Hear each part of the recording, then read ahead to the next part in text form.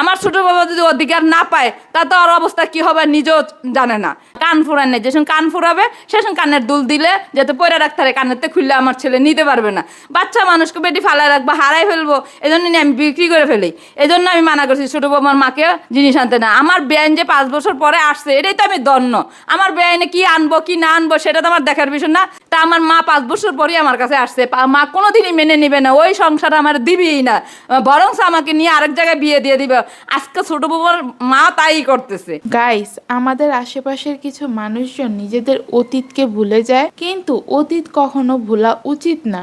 অতীত যেই মানুষ ভুলে যায় তার জন্য যে ভবিষ্যতে কত বড় ধ্বংস, কত ঘুটঘুটে কালো অন্ধকার অপেক্ষা করতেছে সে সেটা জীবনে কল্পনাও করতে পারে না। কারণ অতীত আমাদেরকে শিক্ষা দেয়, আর সেই শিক্ষাকেই বুকের মধ্যে আঁকড়ে ধরে রেখে সামনের দিকে এগিয়ে যেতে হয়। এই কারণে অতীত কখনোই ভুলে যাওয়া কারোর উচিত না। তো আমার আশেপাশে এমন একটা মানুষ আছে যে হচ্ছে নিজের অতীতকে ভুলে গেছে। সে অতীতে কিরকম ছিল না ছিল সে আমারে নিয়ে লাগছে, মানে আমি খারাপ, আমি বর্তমানে যেটা আছি। মানে কি জানেন, সে এখন বর্তমানে ভালো আছে স্বামী নিয়ে, তো ভালো আছে স্বামী নিয়ে, ভালো থাকুক। তারপরে হচ্ছে তার মানুষজনও বেশ বাহবা দেয়। এই কারণে তার মনের মধ্যে না অহংকার অহমিকা হচ্ছে অনেক ভালোভাবে ভিতরে প্রবেশ করে গেছে। কিন্তু সে হচ্ছে এই বর্তমানের অহংকারের কারণে ভুলে গেছে যে অতীতে তার সাথে যে খারাপ একটা কিছু হয়েছিল সেই খারাপ জিনিসটা আবার ভবিষ্যতে হইতে পারে, সেটা কিন্তু তার মাথায় নাই।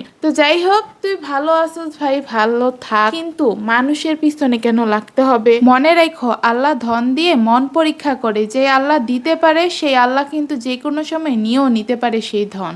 নাকি মানুষকে সুখে থাকতে দেখলে, মানুষের সংসারের মধ্যে অশান্তি না লাগালে, মানুষকে নিয়ে বদনাম না করলে পেটের ভাত হজম হয় না, রাত্রে একটু শান্তিতে ঘুমাতে পারেন না। আর আরেকটা কথা, এই ধরনের মানুষদেরকে আপনারা কখনোই সন্তুষ্ট করতে পারবেন না। মানে তাদেরকে যত দিবেন আপনি তাদের কাছে ততই ভালো থাকবেন। মানে বিষয়টা এমন যে দিতে পারলে ভালো, আর না দিতে পারলে মুখ কালো।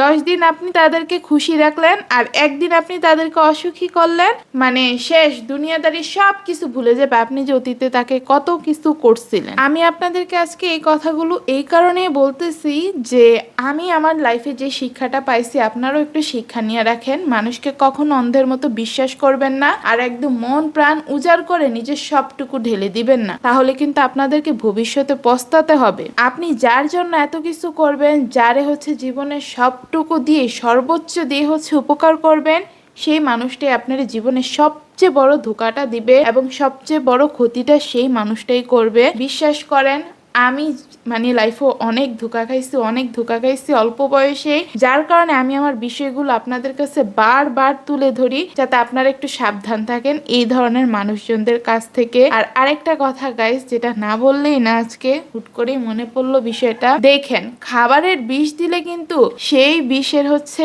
ওষুধ আছে, মানুষটাকে হচ্ছে অনেক বড় একটা ক্ষতির হাত থেকে বাঁচাই আনা যায়। কিন্তু যেই মানুষ হচ্ছে কানের মধ্যে বিষ ঢালে, সেই বিষের কিন্তু কোনো ওষুধ নাই, আর এই বিষের কোনো প্রতিকারও নেই। মানে যার সাথে এই বিষের কারণে আপনার সম্পর্ক খারাপ হবে, তার সাথে আজীবন আজীবন মৃত্যুর আগ পর্যন্ত আপনার সম্পর্ক শুধু খারাপ হতেই থাকবে, কখন আর ভালো করতে পারবেন না। যদি পারেনও সেটা ভাগ্যক্রমে আল্লাহর রহমত ছাড়া আর কোনো কিছুই না। গাইস, আমি হচ্ছি এই ধরনের একটা কার্যকলাপের প্রত্যক্ষদর্শী।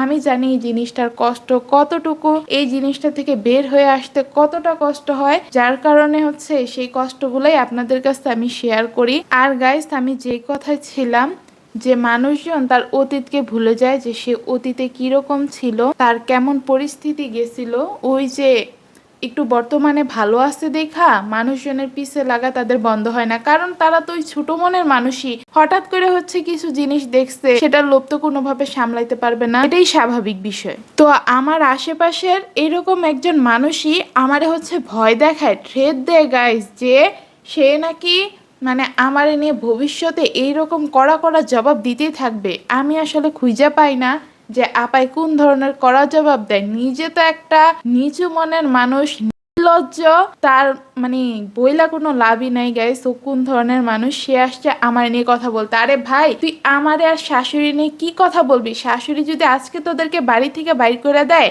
কালকেই তো তোরা থাকার জায়গাটুকু পাবি না, এত বড় বড় কথা আসে থেকে বলস না তো এই কারণে ভয়ে, যদি শাশুড়ি বাড়ি থেকে বের করে দেয় তখন তো কোনো জায়গাও পাবি না, তোর বাপের বাড়ির মানুষজন তোরে নিবে না, কারণ তাদের তো ওই সামর্থ্যটা নাই। তাই আমার পিছনে লাগা বন্ধ করো, আর নিজের যেই গুণের ঢুল নিজেই পিটাও, সেই ভালোটা দিয়া দেখো আগাতে পারো নাকি। আসসালামু আলাইকুম। জানেন, আমার ছেলে, আমার বড় বৌমা কোনো কিছুই খায় না। সে খায় আলু ভর্তা, ডাল আর ডিম, চিংড়ি মাছ বোনা, মুরগি বোনা, সে ভালো ভালো খাবার খায়। আর আমার ছোট বৌমা, আমার গরিবের দেশের মেয়ে তো, আমার যা কিছু আছে সব পেয়েছে। আমি এমন কোনো মাছ নেই আমি যে খাই না, সব মাছ খাই। আমার ছোট বৌমা সব মাছ খায়। এই জন্য আমার বৌমার জন্য কোনো মাছ আনে না। আমার ছেলে দেখেন চিংড়ি মাছ আনা দিয়েছে, তার সবজি এনে দিয়েছে, অথচ ছোট বৌমার জন্য কিছুই আনে নাই। তা আমি কি মা হয়ে সহ্য করতে পারি? বউ হইলো আমার, মেয়ে হইলো আমার, ছেলের বউ হইলো আমারই। তা আমার একটা বউ ভালো থাকবে আর একটা বউ খারাপ থাকবে, এটা কি আমার সহ্য হয়?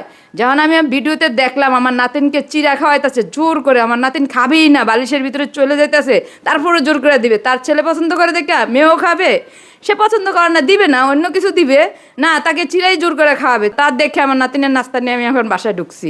আমার নাতিন না খেয়ে থাকলে তো আমার এটা সহ্য হবে না। আপনারা অনেকেই বলছেন বরিশালের মানুষকে কিছু কথা বললে আপনারা আমাকে ধরবেন। তা আমি যে এটা বলছি, বরিশালের মানুষ সবচেয়ে বড় উপকার আমাকে করছে, আবার সবচেয়ে বড় ক্ষতি আমাকে করছে। আমি যে জীবনে প্রথম আসছি নারায়ণগঞ্জ শহরে 50 টাকার একটা মুরগি বিক্রি করে চলে আসছিলাম বাবা মার সাথে রাগ করে। আসার পরে আজকে আমি প্রতিষ্ঠিত হওয়ার পিছনে বরিশালের মানুষের অবদান। আমার যে চাকরি করতে আসি, আমার বলে আপু তুমি কেন চাকরি করবা, তুমি বিয়ে করে চলে যাও। আমি বলছি না বোন, আমি যাকে ভালোবাসি সে তো বাংলাদেশে নাই, সে বাইরে, আসলে তাকেই বিয়ে করবো। তবে মেয়েটা বললো কি চাকরি করবেন আপনি, তো কিছুই জানেন না। এরপরে আমি বললাম দেখতে দেখতেই সব কিছু শিখে মানুষ, মার পেটের থেকে কিছু শিখে আসে না, আমাকে একটু আপনারা সহযোগিতা করলে আমি অনেক কিছুই পারবো। তারপরে আমি বিনা বেতনে 3 মাস নাগবাড়ি হসপিটালে চাকরি করলাম, কোনো টাকা দিল না, ব্লাড টানা শিখলাম। 3 মাস পরে ব্লাড টানা শেখার পরে আমি ক্লিনিকে চাকরির জব নেই। বরিশালের মানুষই, সে 50 টাকা ছিল আমার হাতে, 50 টাকার ছবিও তোলা যায় না, সে 70 টাকা তার পকেটের দিয়া জোনাকি স্টুডিওতে ছবি তুললে আড্রুফে দরখাস্ত লেখে আমার অ্যাপ্লিকেশনটা দিয়া যায়। ওই আপু আমার বরিশালের ছিল, সে আমার বড় উপকার করে গেছে। তার কারণে আজকে আমি এত বড় সাজানো বাগান আমি সাজাইতে পারছি, ছেলে মেয়ে নিয়ে, বউ নাতিপুতি নিয়ে সবাই নারায়ণগঞ্জ শহরে বাস করতে পারতেছি।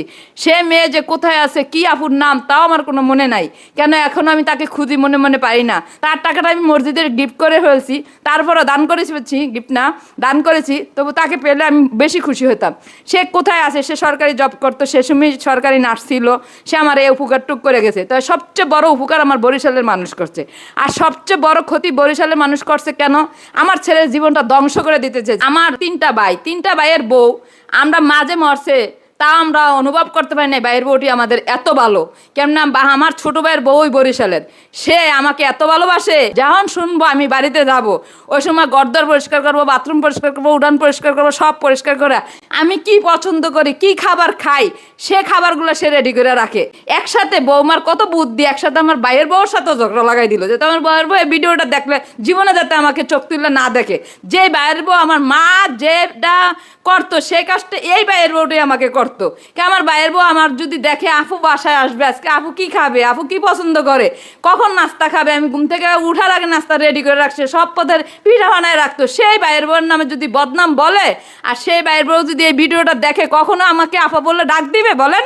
আমি যে মা হারাইছি তাও আমরা অনুভব করতে পারিনি আমার ভাইয়ের বউরা এত ভালো। 3টা ভাইয়ের বই আমাদেরকে অনেক অনেক শ্রদ্ধা করে, ভালোবাসে, সম্মান করে, তারা না খেয়েও আমাদেরকে খাওয়ায়। কত বুদ্ধি করে বলছে আমার ভাইয়ের বউ খারাপ দিকে তাকে খারাপ বলছে। বললো কি আমার ছোট বৌমার মা কিছু আনে নেই, কানের দুল আনলে আমার ছেলে কইব কি মা ছোট ছোট কানের দুল কি করব, বিক্রি করে দিব। কান ফুরান নেই, যেসব কান ফুরাবে সেসব কানের দুল দিলে যাতে পরে রাখতে পারে, কানেরতে খুললে আমার ছেলে নিতে পারবে না। বাচ্চা মানুষকে বেটি ফালায় রাখবো, হারাই ফেলবো, এজন্য আমি বিক্রি করে ফেলি। এই জন্য আমি মানা করছি ছোট বৌমার মাকে জিনিস আনতে না। আমার বেআইন যে 5 বছর পরে আসছে, এটাই তো আমি ধন্য। আমার বেআইনে কি আনবো কি না আনবো সেটা তো আমার দেখার বিষয় না। বড় বৌমার মাকে তো অনেক জিনিস নিয়ে সে আসতো, আইসা পুস্তকগুলো বসে থাকতো, সে যে জিনিস নিয়ে আসতো তার চেয়ে 3 গুণ বাড়া দিয়ে তাকে পুস্তক লাগাতে আমার আনতে হইতো। তো তার খাবার আনারছে আমার না অনেক ভালো। আমার বর ছোট বৌমা তো যাই কিছু নিয়ে আসছে সরাসরি আমার বাসায় উঠছে, হাতে করে নিয়ে আসছে, আসতে পারে না তারপরেও হাতে করে নিয়ে আসছে। এটাই তো আমার জীবন ধন্য। আমি আর কি চাই, কিছু চাই না। আমার বাবা একই কাজ করছে, আমরা বিয়ে করছি পালায়, 1 বছর জানাজানি ছিল না, 1 বছর পরে আমার বাবা এসে আমার তেজ্য করে দিবে। তা আমার মা 5 বছর পরে আমার কাছে আসছে, মা কোনোদিনই মেনে মেনে নিবে না, ওই সংসার আমার দিবেই না, বরং আমাকে নিয়ে আরেক জায়গায় বিয়ে দিয়ে দিবে। আজকে ছোট বউর মা তাই করতেছে, একই সেম। আমার মা কিছু দেয় না, একমাত্র আমার নাতি হওয়ার পরে আমার নাতিকে স্বর্ণের চেন দিয়ে আমার ছেলেকে বরণ করছে, অথচ আমার শাশুড়ি বরণ করছে 50 টাকা দিয়ে। আমার শাশুড়ির মা অনেক আসছিল, তার ছেলে বিদেশ ছিল, 2টা ছেলে বিদেশ, 2 মেয়ে চাকরি করে, পারলে একটা স্বর্ণের চেন বা আংটি কিছু দিতে পারতো। আমার ছেলেকে 50 টাকা দিয়ে আমার হাজবেন্ড তাওয়াল আনছে বিদেশ থেকে, তাওয়াল দিয়ে বরণ করে নিছে। তাই মুরব্বীর দোয়া যা দিছে তাই আলহামদুলিল্লাহ। আমার বৌমার মা তো এখন বললে এখনই জিনিস পাঠাই দিবে, তাই আমি চাই না। কেন আমার নাতিন বড় হোক, কান ফোরামো, কানের দুলা সে পরাই দিবে। কেন আমার ছোট বৌমাকে ছোট করতে যায় হয়? আমি বারবার বলছি আমার ছোট বৌমাকে ছোট করো না। আমি চাই আমার ছেলের ভালোবাসা দুজন কি দেখ, যাতে আমার ছোট বৌমা স্বামীর অধিকার পায়। আমার ছোট বৌমা যদি অধিকার না পায়, তা তো আর অবস্থা কি হবে নিজেও জানে না। তো গাইস, এতক্ষণ তো আপনারা শাশুড়ির টুকটাক কিছু কথাবার্তা শুনলেন। তো শাশুড়ির কথাবার্তা থেকে মানে আমি যতটুকু বুঝতে পারছি, আমার জামাই যে বাজার সদাইগুলা আমার জন্য দিছিল, আমি তো অনেক খুশি হয়ে গেছিলাম। আমারে ভালোবাসা হয়তো বা দিছে, আসলে আমাকে ভালোবাসা দেয় নাই। সেই বাজারগুলা তার বড় বউর জন্যই করছিল, কিন্তু পরবর্তীতে ওই যে আমি অসুস্থ, আমার একটা খোঁজ খবর নেয় না, আর এইদিকে বড় বউর জন্য এত কিছু বাজার সদাই করে নিয়ে আসছে। মানুষজন তারা অনেক কথা বলবে না, তারা তো আবার 2 জামাই বউ, মানুষজনটা পুরো পীর, মানে মানুষজন কি না কি তাদেরকে করে ফেলবে। তো অনেক মানুষজন ভয় পায়, যার কারণে ভয়ে হচ্ছে মানুষজন কি বলবে আমারে বাজারগুলো দিয়ে দিছিল। এই জিনিসটা আমি বুঝছি কিভাবে, শাশুড়ি মাও বলতেছিল যে মানে বড় সতীনের চিংড়ি মাছ অনেক পছন্দ। আর যেই দিন হচ্ছে বাজারগুলো আমার জামাই আপনাদেরকে খুইলা দেখাইছিল, ওই দিন কিন্তু বড় সতীন শুধু বারবার ওই চিংড়ি মাছের দিকে ওর লোভ ছিল।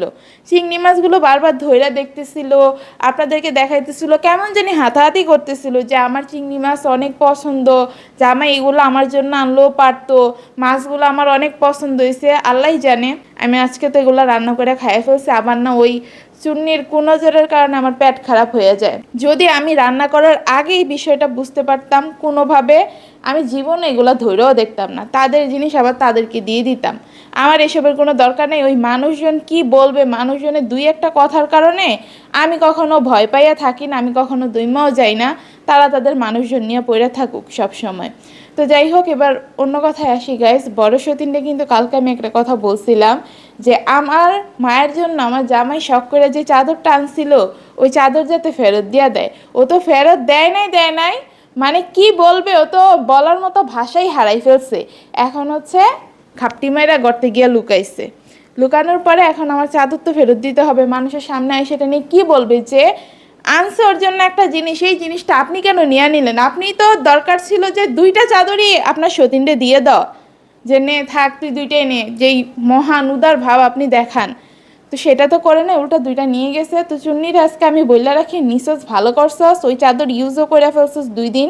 ওই পুরান চাদর আমি নিব না, যে আমারে দিয়ে নতুন চাদর কিনাইয়া তারপরে নতুন চাদর আমারে দিবি। পুরান চাদর তোর ইউজ করতে মন চাইছে, তোর একদম মানে লোভ পড়া যাইতেছিল, রাইখা দিছস, ভালো করছস। এখন নতুন 2টা চাদরই দিবি আমারে। আগের বারে 2টা চাদর আমার নিয়ে গেছস, আমি ইউজ করি নাই গাইস। আমি চাদরগুলোরে সুন্দর করে হচ্ছে ধুইয়া উঠাই রাখছি, যে মেহমান আসলে বিছাবো। সেই জায়গায় আমার বাপ মা আসলে আমি কোনো বাড়ি চাদরগুলা বিছাইতে পারলাম না।